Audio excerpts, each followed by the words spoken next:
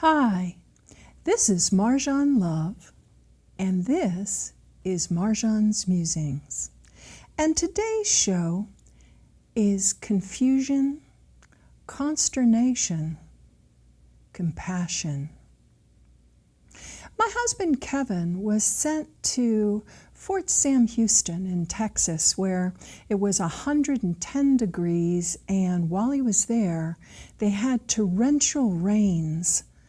The roads flooded. Now, people might think that down in Texas, 110 degrees is normal, but the average temperature for early August in that area is 95. So it was 15 degrees hotter than usual, and when the rains fell, they fell in such torrents that it was difficult to drive, and the roads flooded. While Kevin was gone, I got to be the single mom of both of the puppies I talked to you about last time. I had to be chief cook and bottle washer at my house, with all chores were mine. I get a little resentful sometimes. 19 summers, other people are having vacations, and my husband is serving in the Army. He had an interesting assignment this year. He was supposed to do the health care policies for the very small minority of transgender soldiers. And then all this brouhaha hit the news. Something that ordinarily would have been a very minor report is probably going to be gone through with a fine-tooth comb. It gave me visions of being a little girl in public school and having the nurse digging through people's hair looking for lice and nits. And it's like, and they would give you a comb with such fine teeth that you could get the lice eggs out, which was usually not completely successful. And then you had to put these caustic chemicals in your hair. And they found that lice like coat rooms, and they would jump from hat and coat to hat and coat. And one child with lice could infect the entire school. And so there was a proactive approach on the part of nurses to make sure that children did not become infested. Seems like eons ago, light years away. It was the same era when my father came home and told my stepmother that he watched Oppenheimer in a fetal ball soil himself in fear, weeping when they set off a nuclear test on a Native American reservation. Oppenheimer was afraid that we would light the entire oxygen of the atmosphere on fire and burn the breathable air on the planet, so that we would all die. Recently, Kim Jong-un made serious threats to the United States. He was going to create a ring of fire around Guam, which is a territorial possession of the United States since World War II, and the home of 200,000 Americans. I have a confession to make. when I heard this, even though I have studied the Buddha since 1969, and I was baptized a Christian in 1952 and confirmed in 1964, my knee-jerk reaction when being whacked in the knee with that little silver hammer, my reaction was, we should pull a George H. Bush, send in special ops under cover of darkness, steal the nuclear warhead, put caps in the heads of anybody in the administration who might threaten the United States, abscond with the weapon, and end it right there. I've told you before, I have a temper. I think everybody has a temper. I remember the Dalai Lama saying that if a mosquito came, maybe the first time he came, the Dalai Lama might even give him a bit of blood. But if he buzzed all around the Dalai Lama's head and bit him repeatedly, bam, the Dalai Lama would get him. That working on one's anger and one's knee-jerk reactions is a life's work. It's not something that you make a vow and then suddenly it becomes easy. I'd like to read you something from Jalaladdin and Rumi. Come, come, whoever you are, wanderer, worshiper, lover of leaving. Come, come, this is not a caravan of despair. It doesn't matter if you've broken your vow 1,000 times. Still, come, and yet again, come.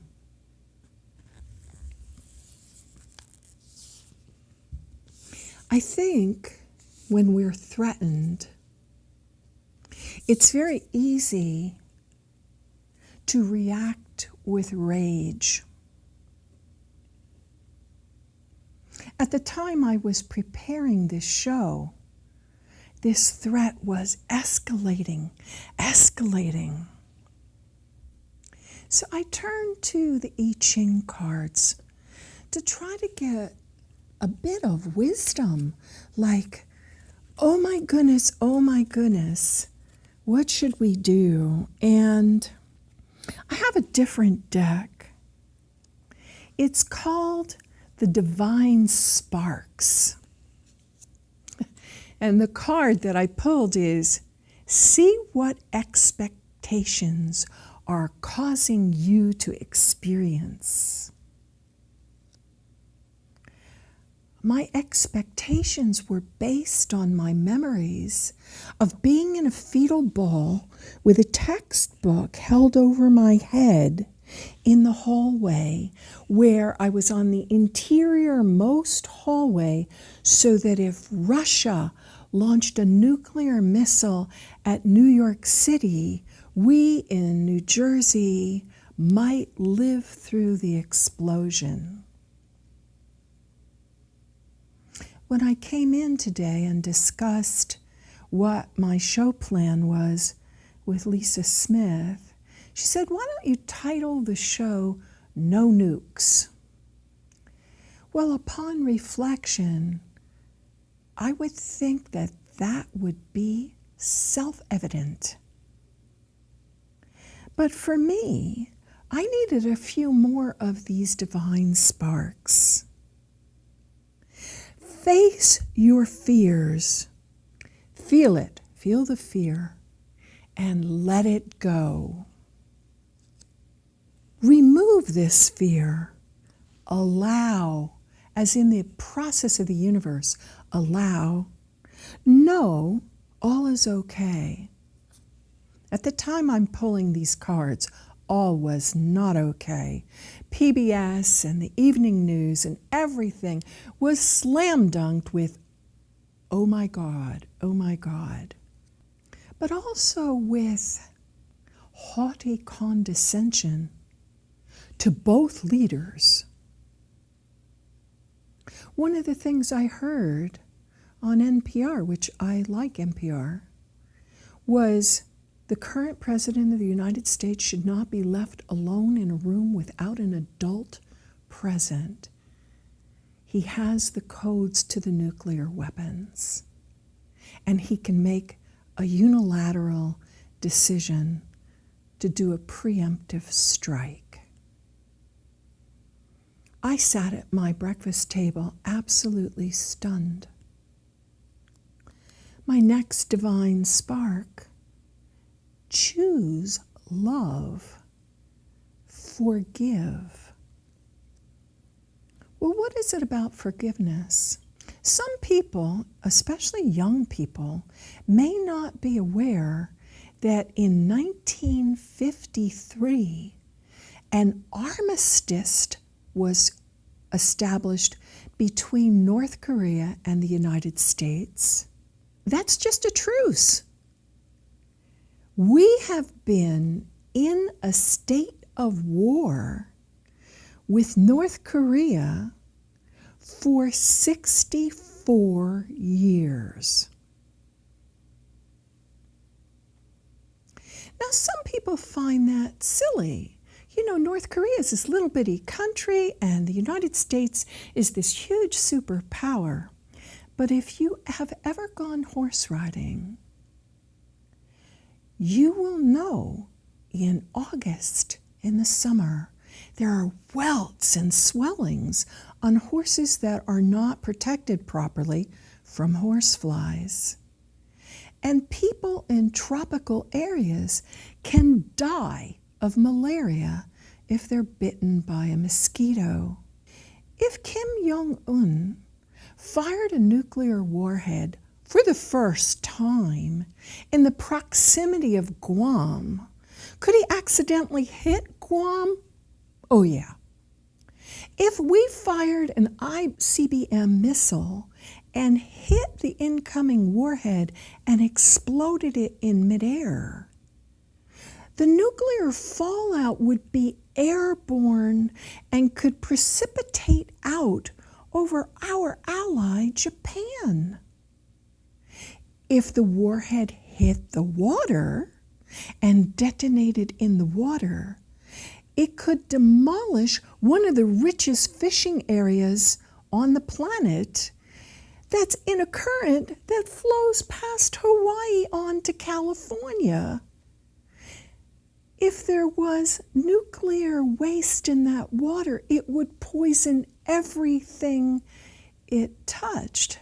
So the fact that my blood pressure landed in the stratosphere is a testament to the fact that when I really need to calm down and meditate, it takes me a little while to remember that. But I did know to immediately seek God through prayer. Dear God, I'm afraid. I don't know what to do about this. My president is tweeting about nuclear war.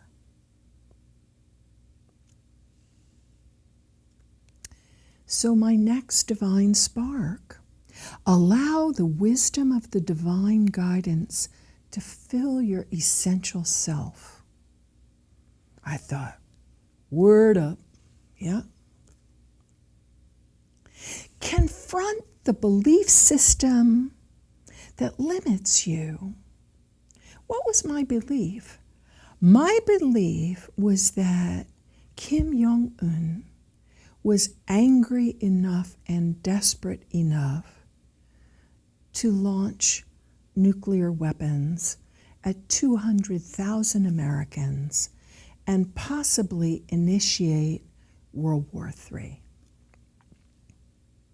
That was what I believed. The last spark I pulled for myself was, believe in yourself.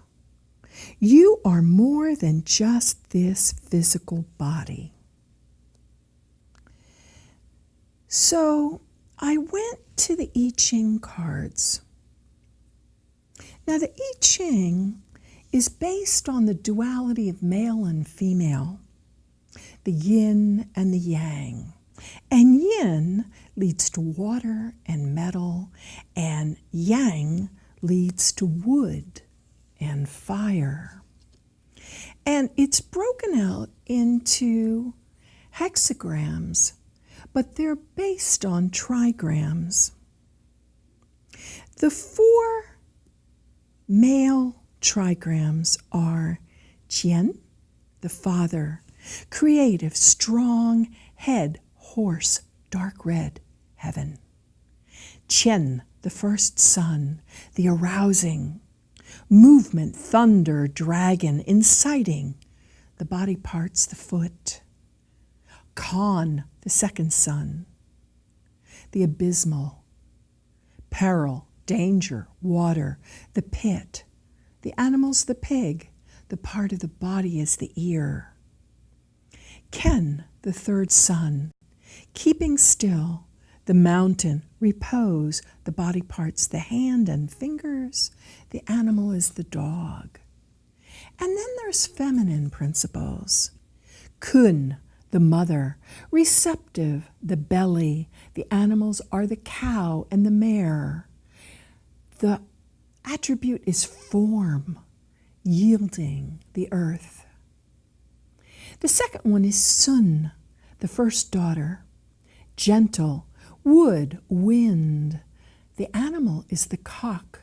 The action is penetration, and the part of the body is the thighs. The second daughter is Li, clinging, pleasant, brightness. The body part is the eye. The color is yellow. The thought process is clarity. And the powers are flame and fire.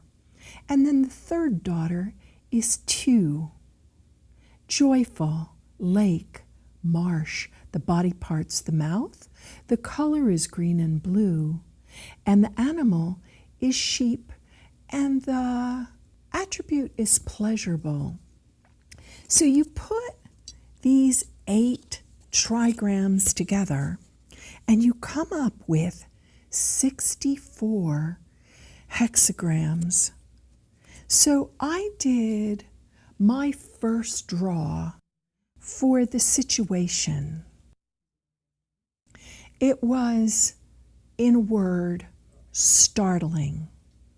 Lin indicates there will be great progress and success, while it will be advantageous to be firmly correct.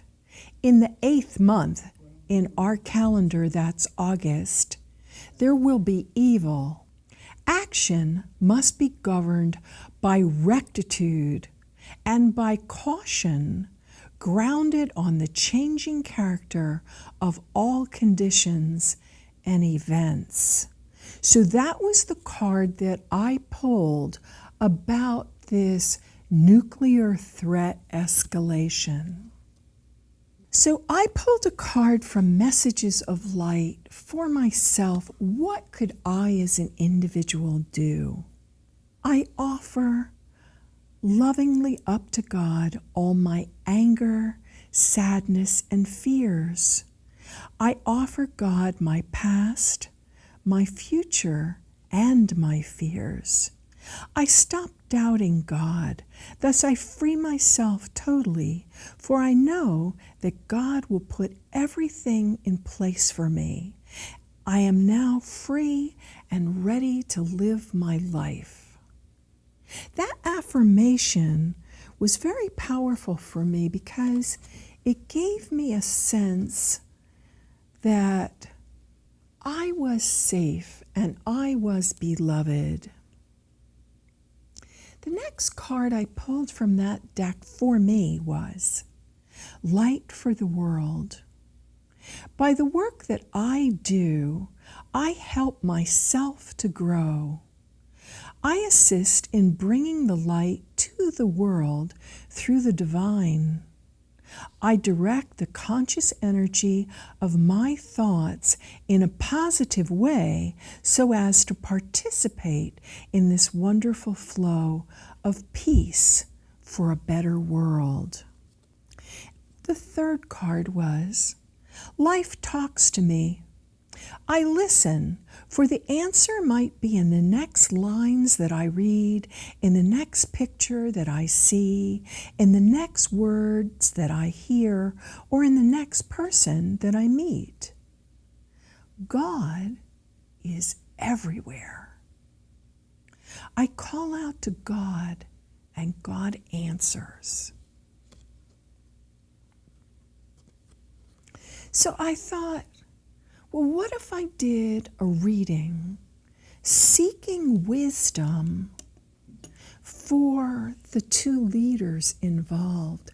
When I was a little girl, my grandmother would send me to Catholic school. And every morning before we began our studies, Mother Superior would get on the PA system and we would recite prayers, and we would ask that the Pope and the President and different people, depending on what was going on, would be blessed with wisdom and forbearance and understanding, and that our work that we did that day would be the best quality we could do because we dedicated our work to God.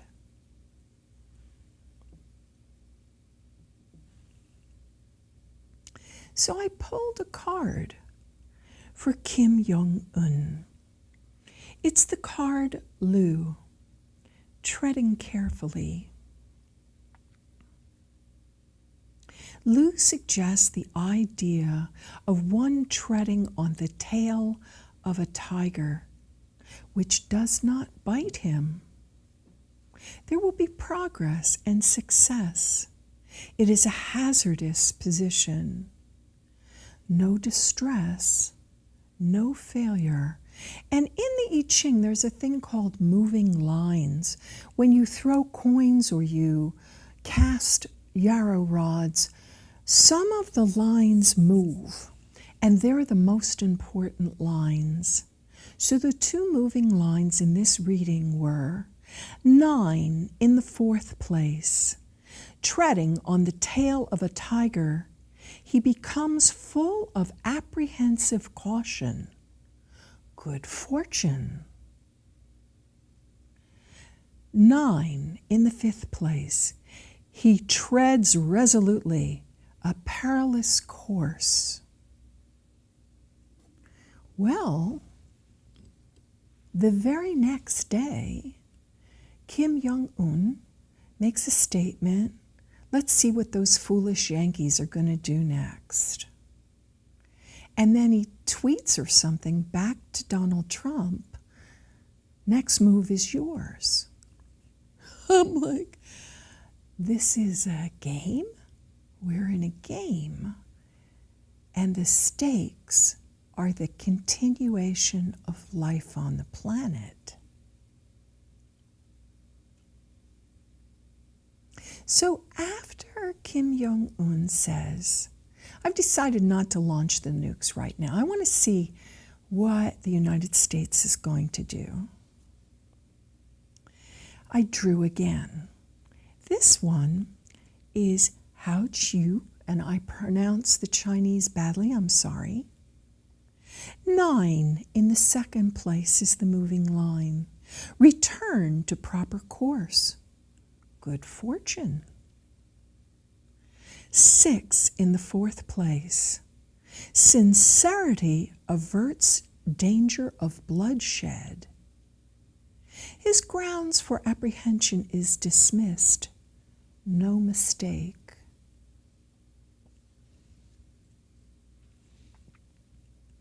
Grounds for apprehension. Why should Kim Jong-un be apprehensive? Well, perhaps because the United States military flies buzz bomb flights near or sometimes even over his country. So here, one of the most powerful countries in the world is threatening this small country frequently.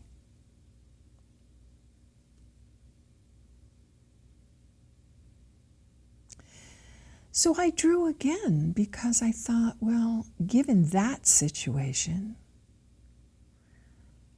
what would he do? And there was only one moving line. To me, it sounded a little bit like an accusation. I don't mean to be the accuser. He proceeds very slowly in relieving oppression. He does not fulfill his task as quickly as he should. Regret, but in the end, will be good. I thought about that. I was watching PBS, and I watched a fascinating show that I'd like to recommend to all of you, especially to President Donald Trump.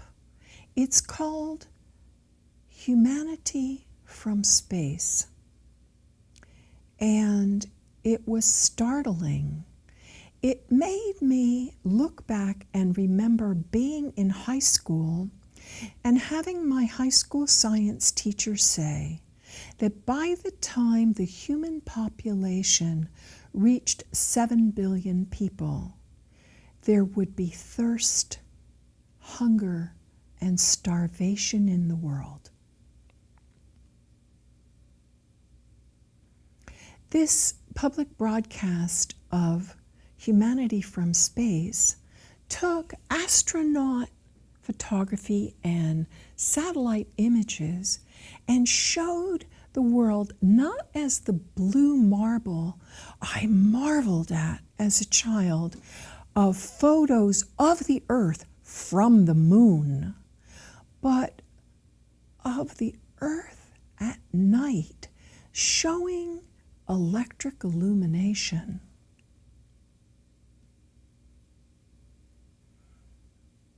And it was very striking to me that South Korea is beautifully lit almost as well as Italy, but that North Korea was dark except for the capital city. One of the things which wasn't mentioned in the show was that Africa was also dark except along the coast. In light of all the white supremacist insanity, because white people are not supreme, God Almighty is supreme, and people are people, no matter what color they are. But it made me think that because of the war between the United States and North Korea, in which both sides were violent and horrible to the other side, but the decision was made in the late 40s, early 50s, not to use nuclear weapons on North Korea. Thank you, Jesus, because Nagasaki and Hiroshima were plenty of a lesson. We didn't need to have leukemia kill how many tens of thousands of children. We did not need to obliterate entire cities. We did not need to bomb North Korea into the Stone Age. But Kim Jong-un's father knew Kim Jong-un's grandfather who lived through that war. That's 3 generations, 1 family. That's oral history legitimacy. You look that up. In an oral history, you can only presume legitimacy if either the eyewitness speaks it, the eyewitness tells someone who speaks it, or that person tells someone who speaks it, and after that, you get whisper down the lane. Things get distorted, and you don't get real news. You get fake news. So Kim Jong-un's grandfather was president during the war. He saw his people bleed and die. My uncle served in that war and did trench warfare, sitting in a ditch in water so that when he came home for the rest of his life, he had trouble with his legs and back from sitting in a rain-filled ditch so that he wouldn't get shot. So I am second generation of someone who served in Korea, who was American. But I think if we really look at the people in Africa who don't have enough food and don't have enough water and don't have electricity and don't have public transportation, and we look at the people in North Korea suffering lack of food, we might understand Kim Jong-un's desperation. Why does he have 6 soldiers to every working civilian? He lives in fear of us. So I pulled I Ching cards for Donald Trump. The first one was about the situation. Tongjian indicates progress and success. The union of fellowship must be based entirely on public considerations without the taint of selfishness. It would be advantageous to cross the great stream and maintain firm correctness of a superior man. A superior man not in the sense of strength, but in the sense of moral rectitude. And crossing the stream means you reach out and you go forth. The moving line. He does not proceed to make the attack.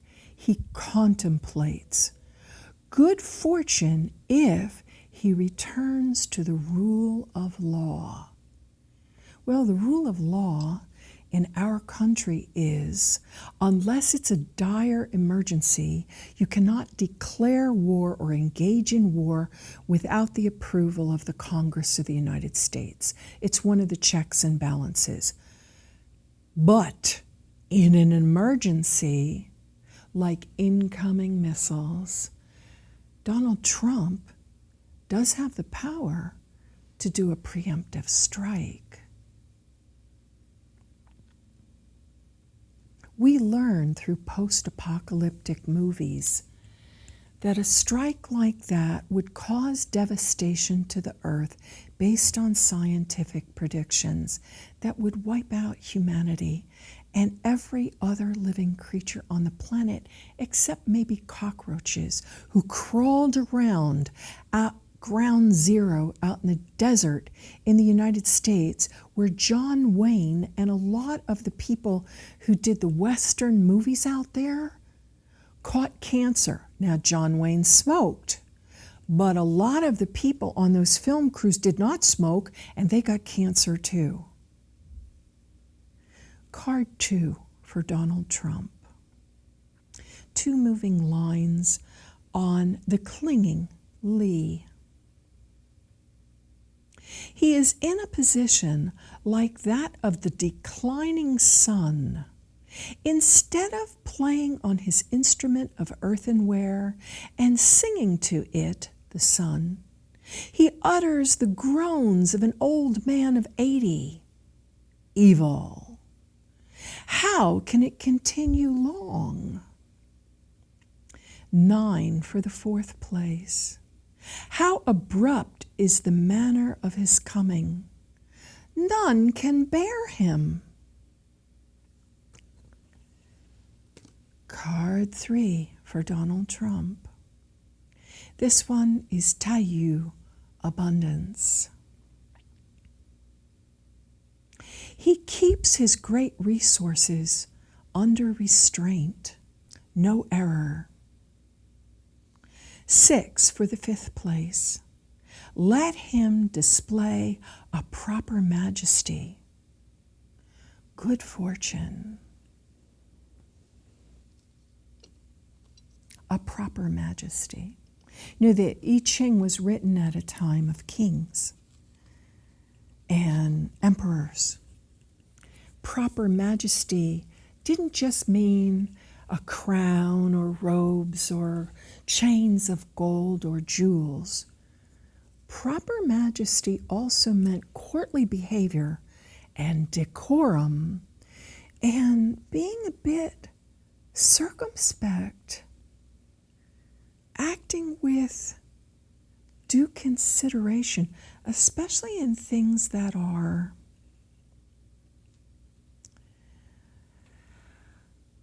of dire consequence. So my thought for Donald Trump was to go back to the divine sparks. Like, were there little ideas? Like, he's into tweets. Maybe I could find tweet-size nuggets of wisdom to give Donald Trump. First one. Do you find yourself reacting to situations or choosing to act? Sometimes these cards scare me. I'm like, Jung called non-causal meaningful coincidence synchronicity. I find it in my life a great deal. When Kevin goes off to his military assignments and he's gone for weeks, sometimes months, twice to Iraq for a year, he brings me gifts to show me that even though he was somewhere else, he was thinking of me. And he brought me these beautiful little turquoise from his trip to Texas. And he said, would you like me to get you a necklace? And I thought, I am blessed. Like, in terms of the world, I am a wealthy woman. In terms of the United States, I'm like middle class. But in terms of the world, I am a wealthy woman. And I said, no, honey, you don't need to buy me a necklace. I have plenty of jewelry. And 2 days later, I'm in the second glance, and here's the matched necklace for $10. So my husband, who loves me dearly and gifts me often, came home with a belt buckle, a gorgeous belt buckle made by Native Americans. Right before he was going to get on the plane, he left the base, and across the road was a Jerry's Artorama. And he's like, well, what can I get you from Jerry's Artorama? And I said, oh, go look at paintbrushes. And because we have the cell phones, he was able to take pictures of paintbrushes. I had a sticker shock moment. My $85 paintbrush is now $350. So I got him to buy me little fine paintbrushes. Every time I make this show, hopefully I learn things. And the last show, I learned not to hang a dramatic painting in my set, because I might in 55 minutes talk about something else, and here's this dramatic painting that has nothing to do with what I'm talking about and is distracting. But that red nude had me thinking, and Kevin took me to Cordova prior to going to Texas, and there I found Irene Hardwick Oliveri, Closer to Wildness, and in it are gorgeous self-portraits of her naked with her prose written in contour on her body.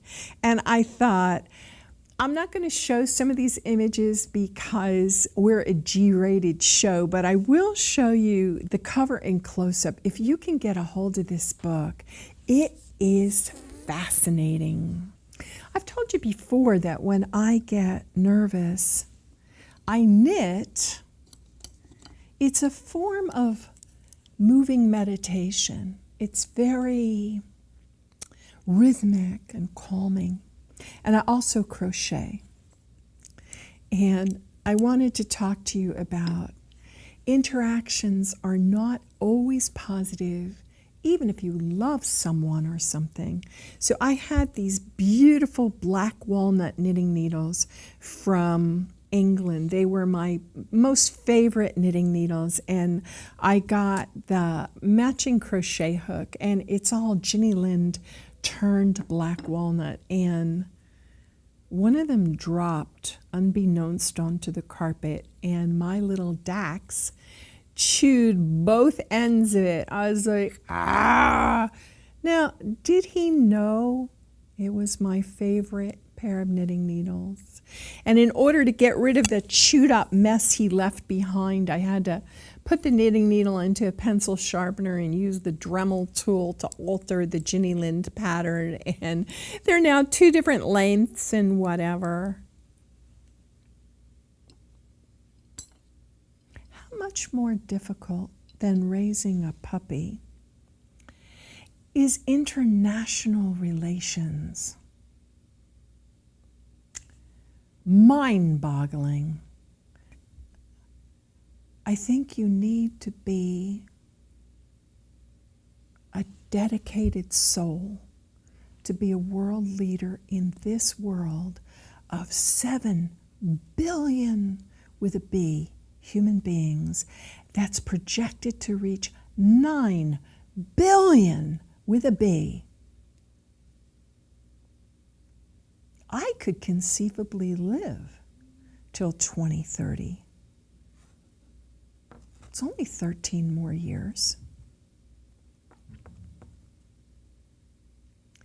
So I was thinking about Donald Trump and the tweets. You know, what would I tweet him? And Divine Sparks, stand in your full power. You are not a victim. Because to react with fury and fire the world has never seen is a knee-jerk to fear. I had it. I was going to send special ops, steal the warhead, blow up the uranium enrichment, put caps in the heads of the leaders, and blow out the door. Small problem. North Korea's ally is China. And for people who haven't been watching carefully, China is now surpassing us as the leader in gross national product. They are becoming the richest country in the world, not us. They have nuclear capability. Do we want to attack someone in their protectorate? I don't think so. So the next divine spark was like mind-boggling. Seek solutions rather than focusing on problems. Well, what does Kim Jong-un need? What does he want? Perhaps he needs to feed his people. Perhaps he'd like some of the flowing fresh water and electrical lights and power that we take for granted. I'm sure the people in Africa do. And then I was thinking about, will he choose to use the codes when I pulled these cards? Make choices that feel good. Like if you were going to blow up a country, would you feel good about that? I most assuredly would not. And then this one, I thought, oh my goodness, especially with the white supremacist stuff and, people throwing stones through the Holocaust Museum in Boston's glass window and people acting up all over the place. It is not necessary to tell others how to act, how to think, or how to be. And I thought, oh, transgender. Can we allow people to be who they are? And as if to kind of reinforce that and whack me upside the head with it hard, use gentleness and compassion. Stop pushing so hard for others to change. Free yourself from the past. See the lesson and give thanks. Well, what's the past? The past is we've been at war with these people on a truce basis for 64 years.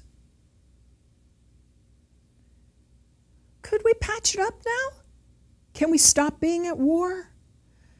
Could we turn our enemy into our ally?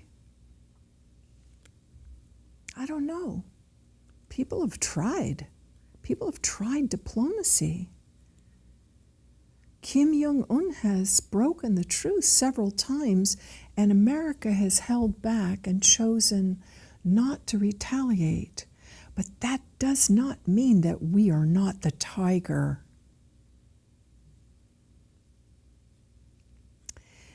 Every moment you have the freedom of choice. Be responsible. Use compassion in your present situation. Freedom is being aware of each choice you make. Divine guidance is at hand. Listen. The door to unconditional love is forgiveness. My husband came back from Iraq and taught me a little parable that he learned there. He who apologizes ends the argument.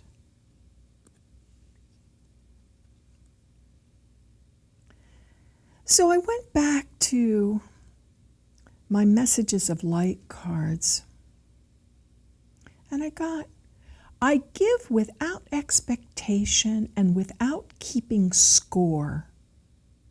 This is true love. I manifest this love around me, and thus I become the source of light for all the people I love. In this way, I experience unconditional love as the giver of unconditional love. I see the two of them sort of like this image of holding up a sword. I have the power. But if you look past that surface potential, and I showed you my Manjushri who holds up the magical sword, the sword that can conquer without drawing one drop of blood, which is wisdom and compassion. Even though the image of this angel looks like one of fierce power, what the lesson says is, I am perfectly at one with the universe, and I am master of the situation. Nothing bothers me emotionally anymore. I trust myself totally. I know that with God, I can do anything. I now draw upon this new power within me, and I go through this growing phase with ease. So, I was so upset about all this, I knit myself a scarf and a hat and gave myself like overuse syndrome.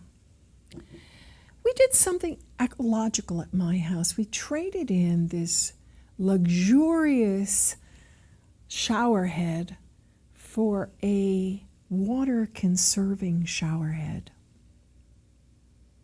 Got me thinking about water.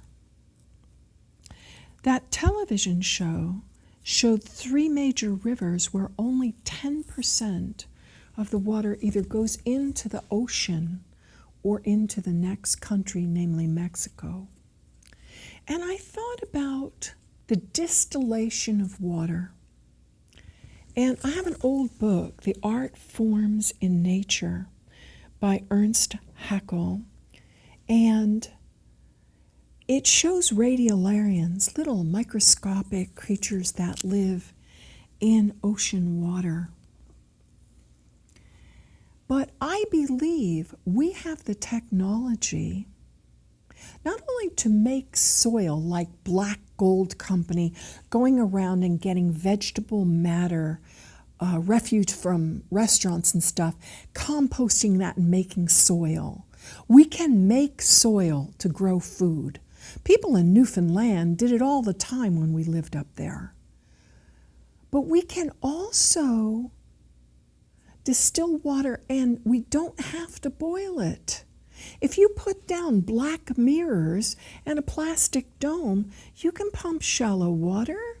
Solar power heats the black mirrors, you get evaporation, and you can distill the water. You can do it like the solar energy farms that they showed out in the high desert. We could pump saline water, fish and aqueous plants, into dried up lakes and rivers and make salt water where people could fish. Saltwater fish, if we brought in the plants to do it. We have the sciences of marine biology and ecology and engineering. We pump oil from Canada all the way through the United States. The pipeline that's going through the Native American lands that's been in the news, that's a huge, long pipeline. We could use wind power or solar power to pump water. We could choose to make low-lying lands shallow seas. There's a thing called a perk test that you know where you can put water, where it will sit and not be drained away. But we can also use the porous earth to desalinate water. It's not like if we put our ingenuity to work, we couldn't come up with ways to bring water, food, and electricity to the world.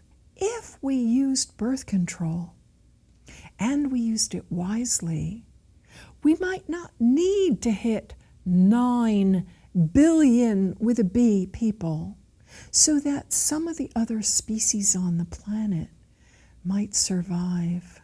The daily word for September and October, the back cover says, I am peace. You be peace. Teach peace. Speak peace. Thank you. This is Marjohn Love, and this has been Marjohn's Musings.